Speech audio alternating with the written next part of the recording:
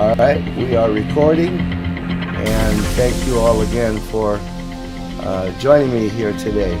Let me share the screen so we can start a little bit, get some action going here. Entire screen. Here's some weirdness for you.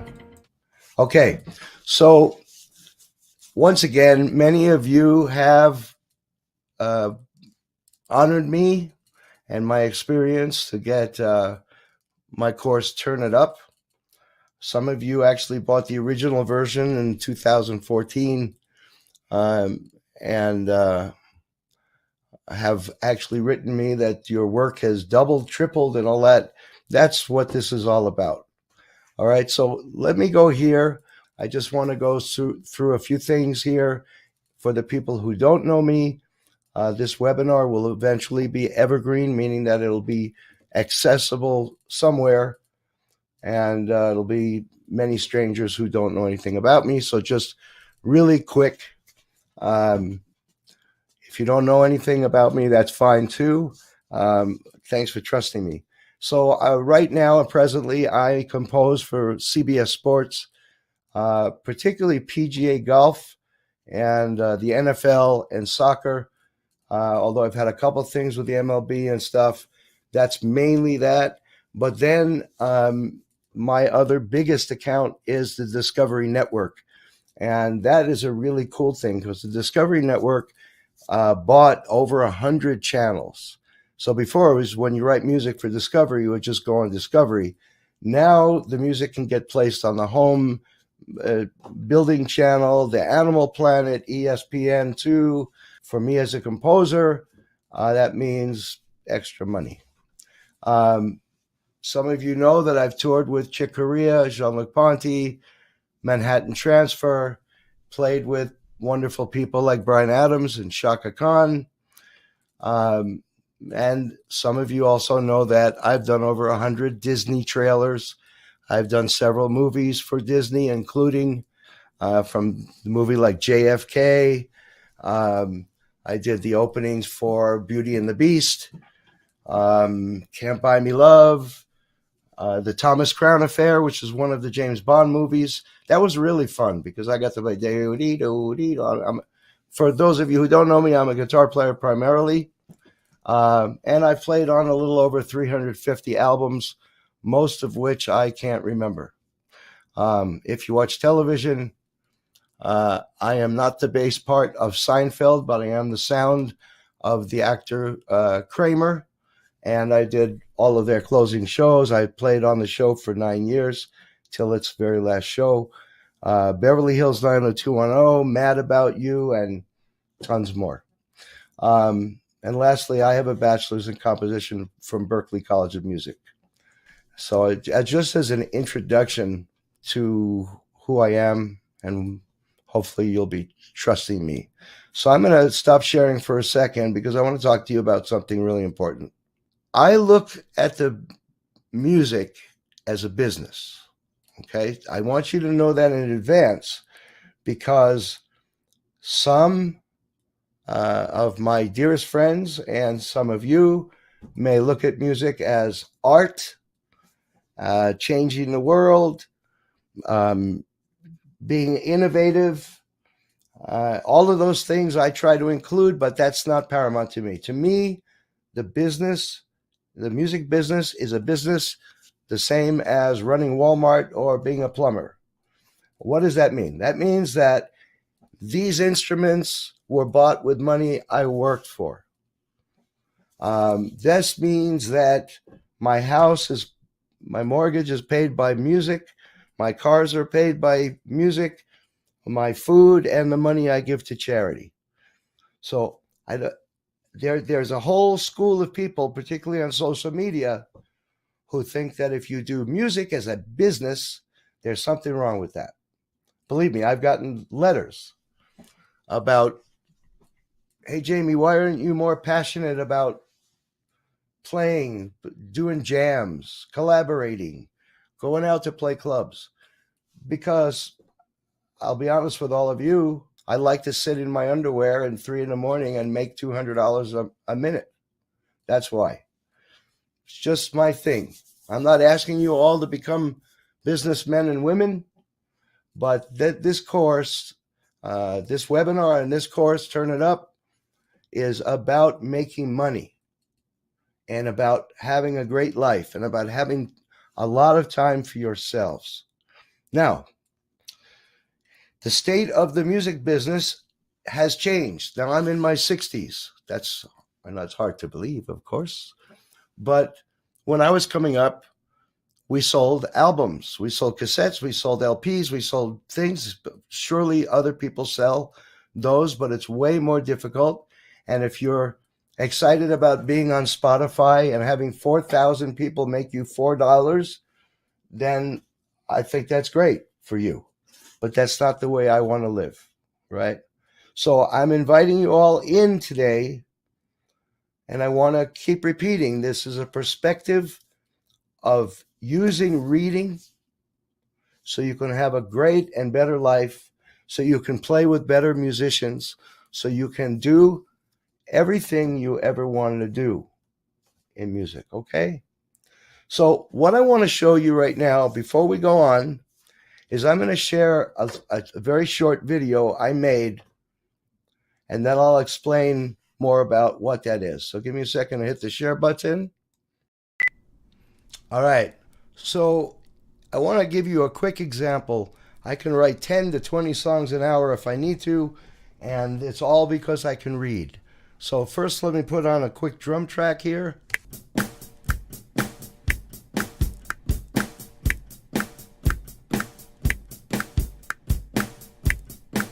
So we quantize that, which means, for those of you who don't use this system, that corrects all the beats. Label it drums. Okay, so now, okay, here's the point. I don't want to think. I just want to play and see what comes out, right? Normally I wouldn't be able to remember what I'm doing here.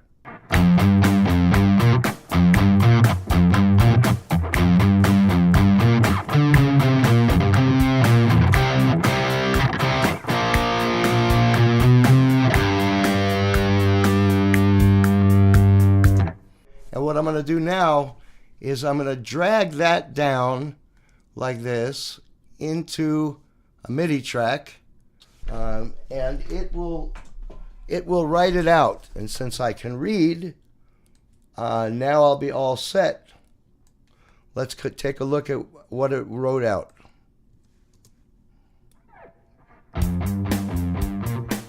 Okay. Okay, this is an extra note, right?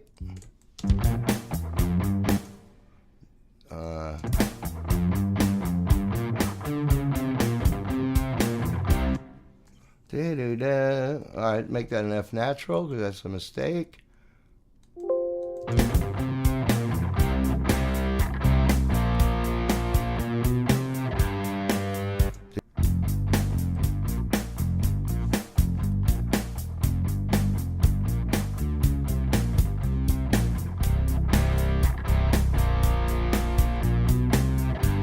Magic. Now, I could put that on strings, on horns, use part of it, play a piano part over the top, which I could do easily right now. It takes 4 seconds to do all this. Yeah, let's put down another guitar part really quick. Now, if I were writing a song, I would copy paste this to another verse, then make a bridge, maybe a solo section, then another verse, and I'm done. So writing a song can take 3 minutes. Here we go.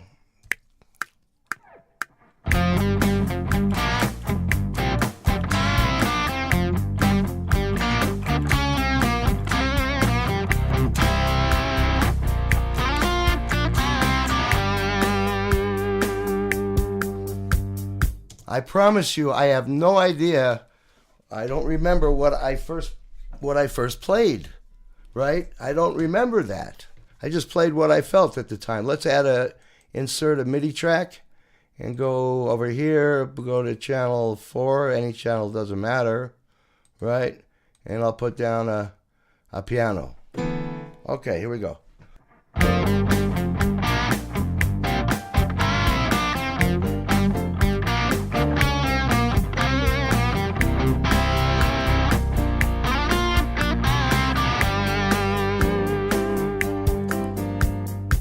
get the idea.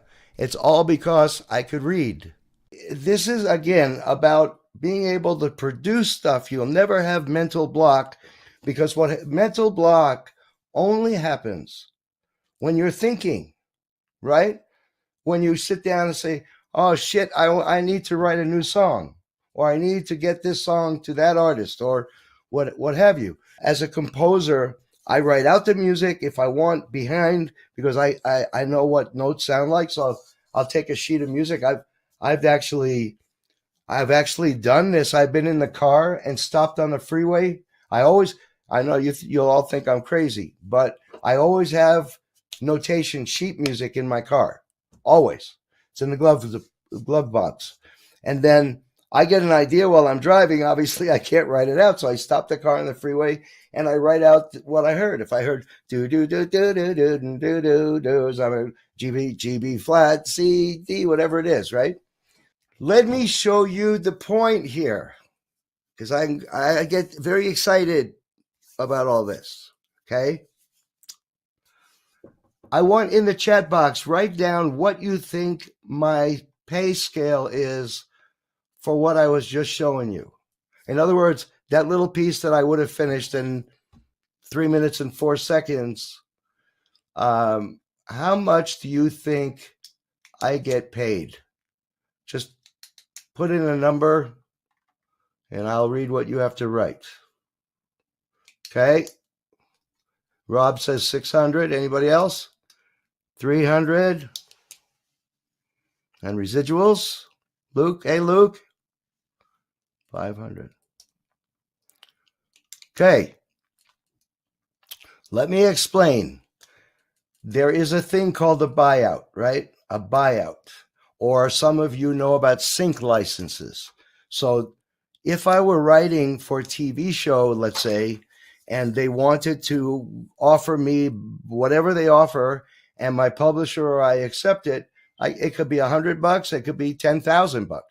I had one 30-second piece in a television show with Arnold Schwarzenegger, and they wanted to play 28 seconds. So I said, okay, $300, and that was the end of it. But then I got residuals, as Luke suggested, from performance with my PRO, which is BMI. Okay, which is for those of you in America, there's the 3 PROs. Which is Performing Rights Organization. It's ASCAP, ASCAP, BMI, or CSAC. And CSAC you need to be voted into, and it's a lot more involved. Anyway, I don't generally tell people what I make, but in this case, I do want to tell you. I make $200 per minute in every market. Okay?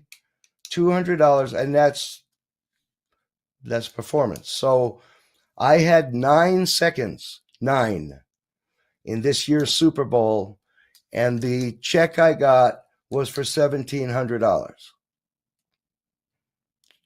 Now, I'm not here to boast about making $1 or $1,700. What I want to tell you is that and I'm being so honest with you, if I didn't read music well, this could never have happened. And all I did was I did what I just showed you I did in Sonar, in Cakewalk. And by the way, that's a free program for anybody who doesn't have a proper DAW. And then I just took the notation, I put it in a notation program. I used the program called Finale, and I wrote out the drum part. I printed it. He came over, and for his pay, he also sight read it. The recording session with the drummer took about 12 minutes. 12 minutes. Why? Because he reads. Now, have I done sessions without reading? Of course. Are there great, amazing, incredible, amazing musicians and artists that don't read a note? Positively. You know, if you're in a heavy metal band, you probably don't need to write out charts for each other. If you're in a country band, you might use in the Nashville system. For those of you who have never heard the Nashville system, it's very easy. You apply the number of the chord. In other words, if you're in the key of C, a C chord would be 1, and a 4 chord would be F. Now, the Nashville system works very well, you know. I did a recording session with Tammy Wynette. You may have heard of her. And when we got to the studio, she couldn't sing in the key that the arrangers put it in. So the musical director came over and said, "Okay, everybody, it's 1 6 minor 4 2, change it to the key of E flat," and that's what we did. Nobody had charts. I mean, I scribbled it out. I'm a reader, so I'd rather see things written. All right. I hope you're getting the gist of this. I'm going to share the PowerPoint again because I want to go through some things. The state of the music business, okay, has changed, as I started to mention. If you're happy with people sharing your stuff on Facebook and TikTok and all that stuff, that's fun. We all like attention. We all like to exposure, right? But if you want to treat this as a business, it's my strong suggestion that you learn to read. All right. So when I was at Berklee College of Music in Boston, I looked around and I graduated with 615 other people. Okay. I looked around the room. All of these men and women went to the same classes as me. All of these men and women learned the same scales, probably the same improvisation, the same composition. I'm a composition major. What is it that I can do that'll set me apart? And one of my greatest mentors, who was the head of the Berklee College of Music guitar department, he said, always try to do something that other people don't like to do. And so what did the other people not like to do? There were two things. One was a lot of people didn't like to read music. They just wanted to play, especially, remember, this is the 70s. They don't want to read, or they're not great readers. And number two, musicians are about the art. They're not about the business. So as soon as I realized that, I started to take business courses, and I took marketing courses, and I took advertising courses. In fact, I did that through the 90s too. Some of you know I have a pretty successful social media management company where I'm helping to promote everybody from hearing aid companies to people with Grammys. It's my pleasure to do that. It's also extra income, of course, right?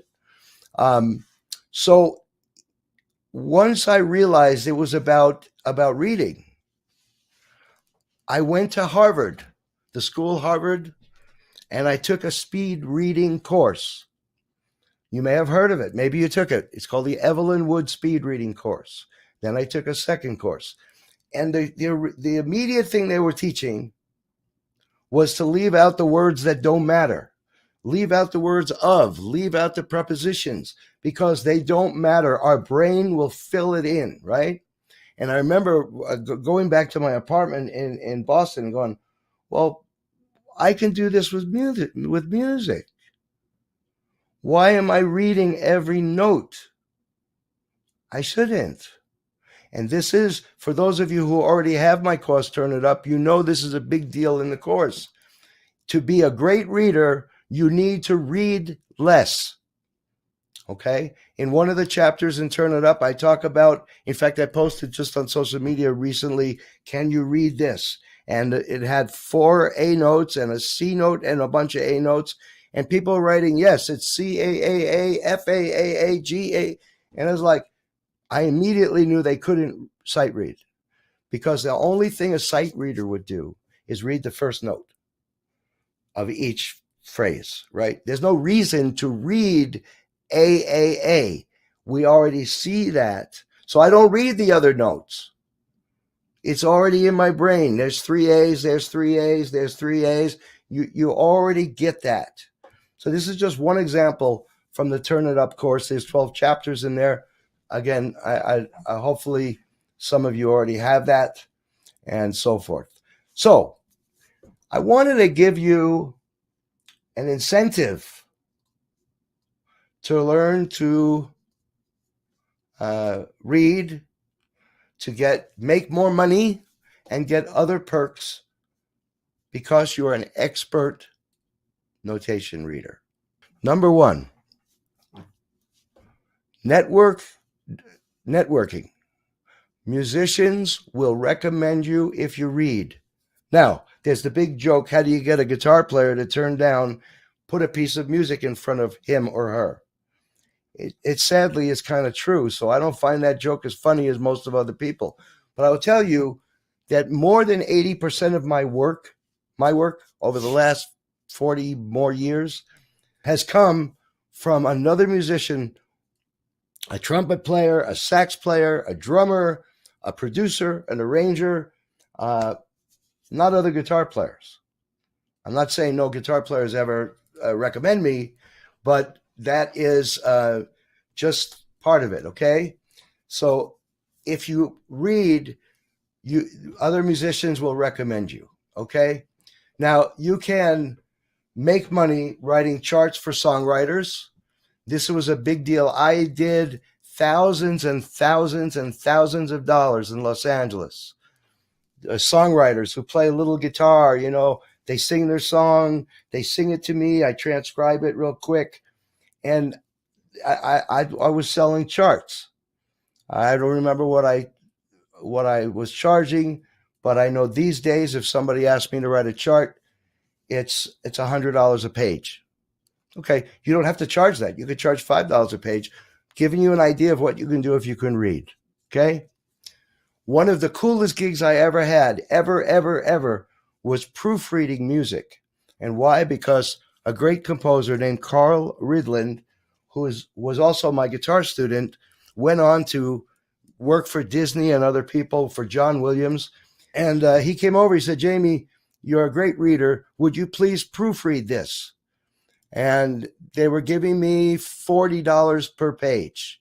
It was orchestral, it was Disney, and I proofread every page. I looked, is that what the French horn is playing? Is that what the timpani is playing? Check it, make corrections, right? I made $4,000 for that one job. Now, are you going to work for Disney? Maybe. Why not, right? But you can also do that for people who are making video games, orchestras, big bands, rock bands, again, whatever you want to charge, but it's money, right? Playing commercial gigs. My goodness. I don't know for how many of you know this, but I did a little over 11,000. That's right, 11,000. 11,000 weddings and what's called bar mitzvahs. And these kinds of gigs are called casuals on the West Coast. They call them club dates on the East Coast. And in New England, they call them general business. But they include debutante balls, weddings, bar mitzvahs, promotions, all kinds of what I just call commercial gigs. Union scale, union pay in California was I left California in the 90s, was $50 or $60 an hour, unless you're the band leader, and then it was double. So I was the band leader on most of those gigs, so I'd walk away from a 4-hour gig with $400, $500, $600. And then if I sold a gig, the office that I worked for would give me 10% of the total.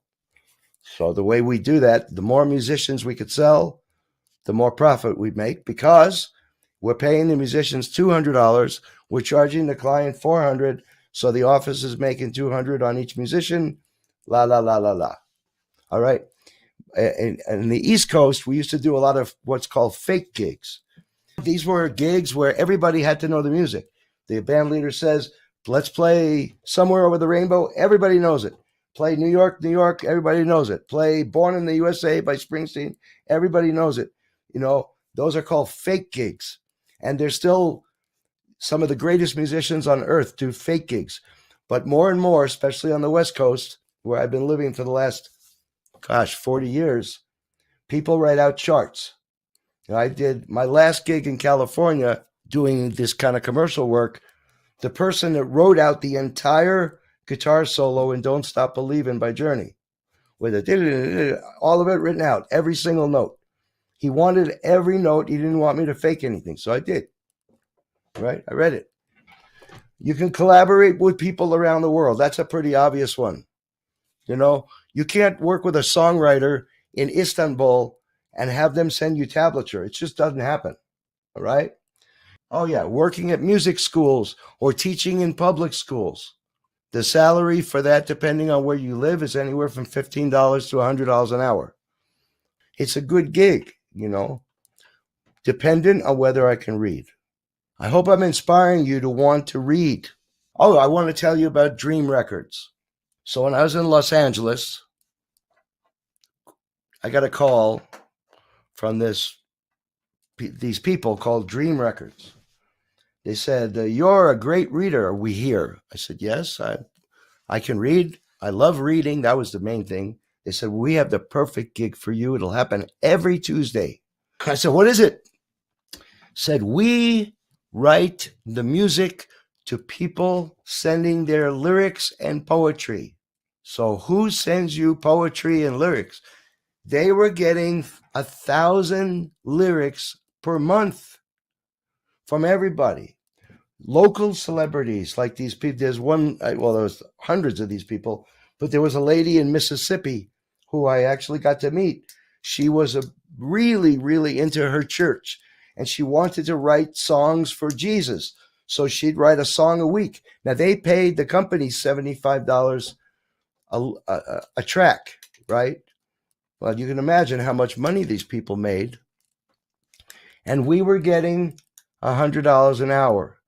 So we generally did between 5 and 8 hours every Tuesday. So every Tuesday morning, I get in a car, I drive to Hollywood, and me and a singer who's sight read, a keyboard player who's sight read, a bass player who's sight read, we would do one take. They give us the sheet. I'm talking about, and the coolest thing was the singer, sight singing anything.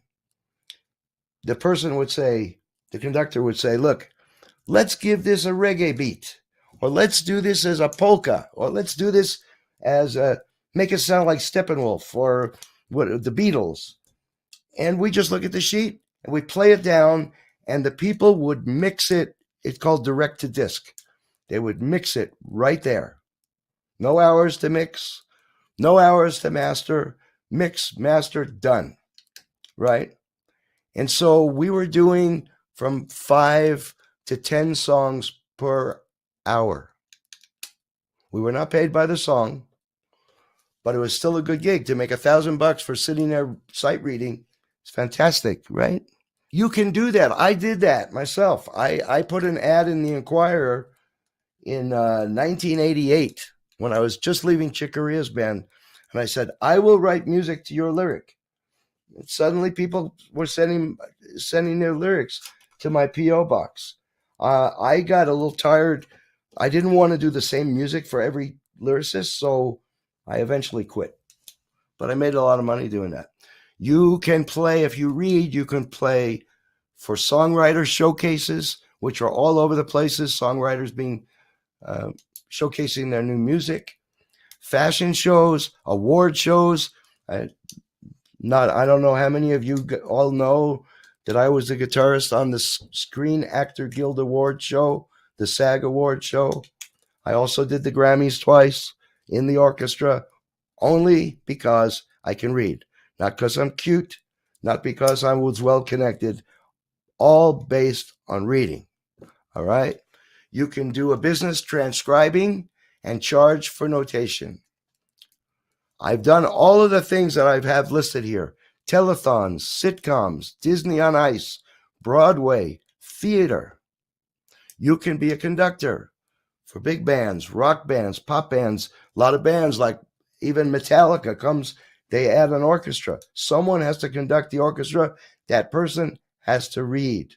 At Berklee, when I when I enrolled, they gave me a test right at the beginning.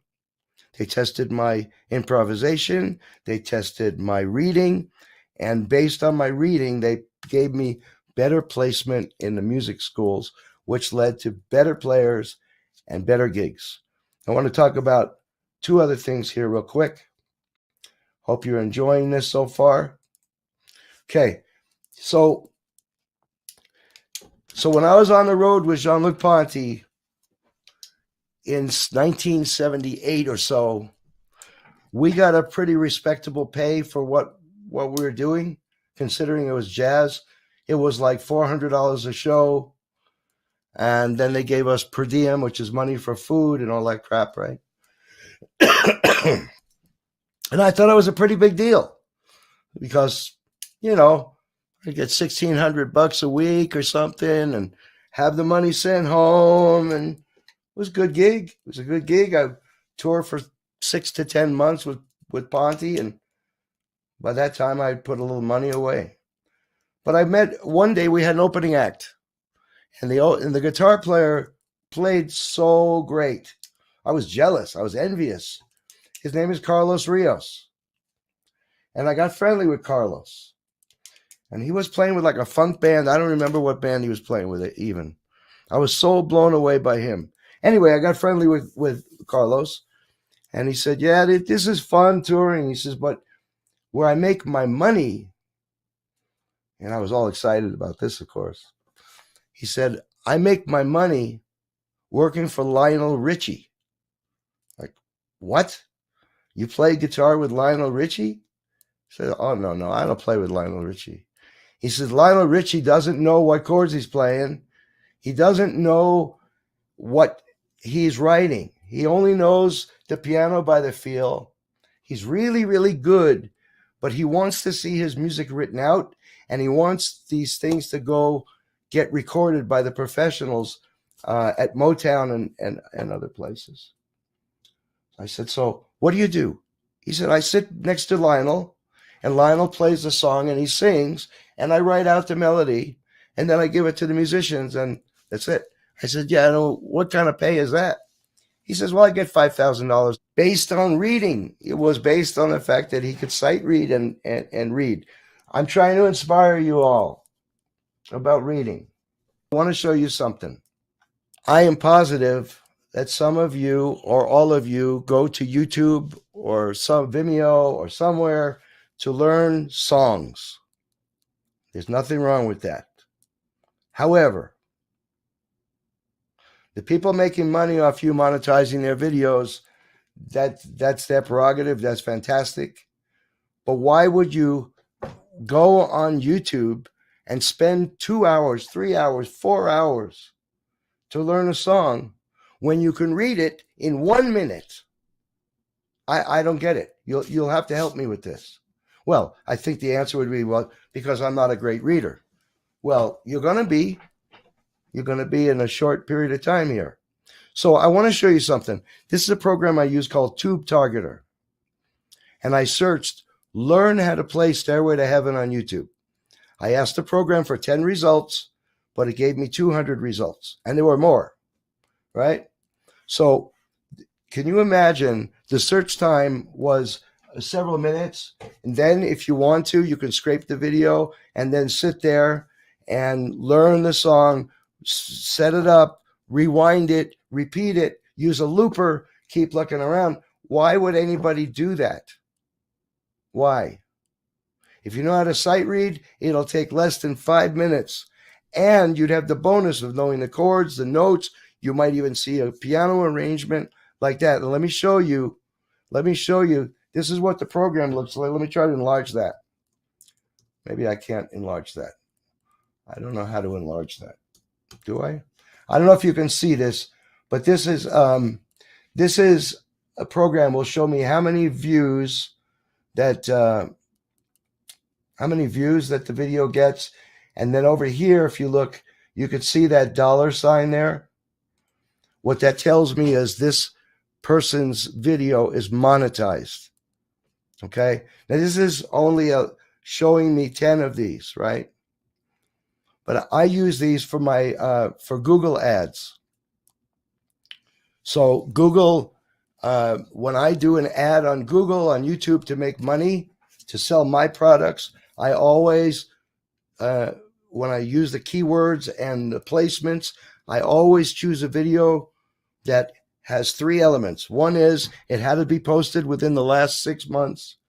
It has to have a fair amount of views, and it must be monetized. And the difference between doing that and wasting my money on a regular YouTube ad is extraordinary, like hundreds, even thousands of dollars difference. Now, I know what tablature is, all right? If you're a guitar or a bass player, you know what tablature is. It can be very helpful, right? The only problem is you have to know the song first to play with tablature, because most tablature doesn't have the rhythms.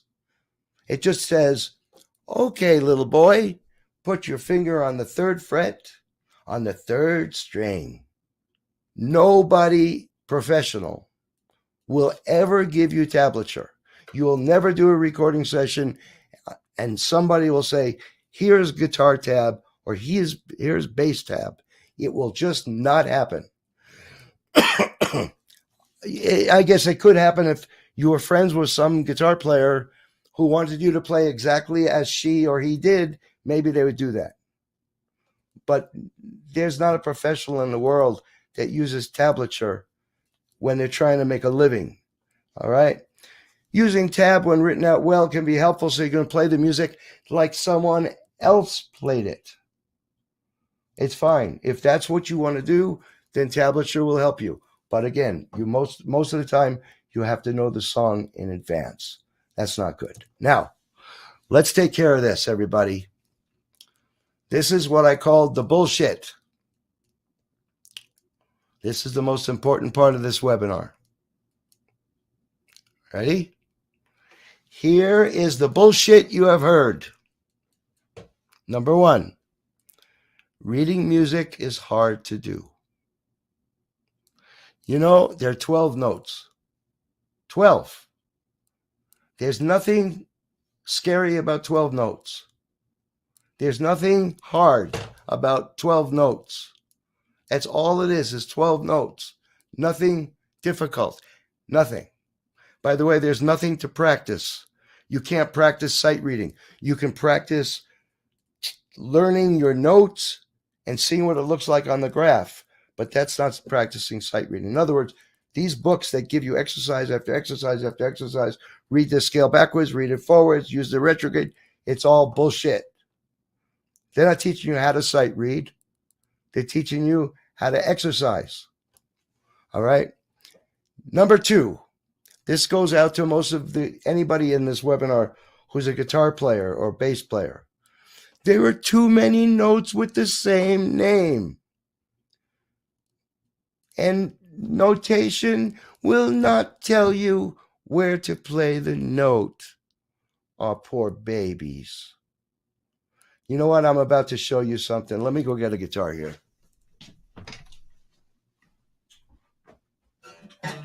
Poor babies.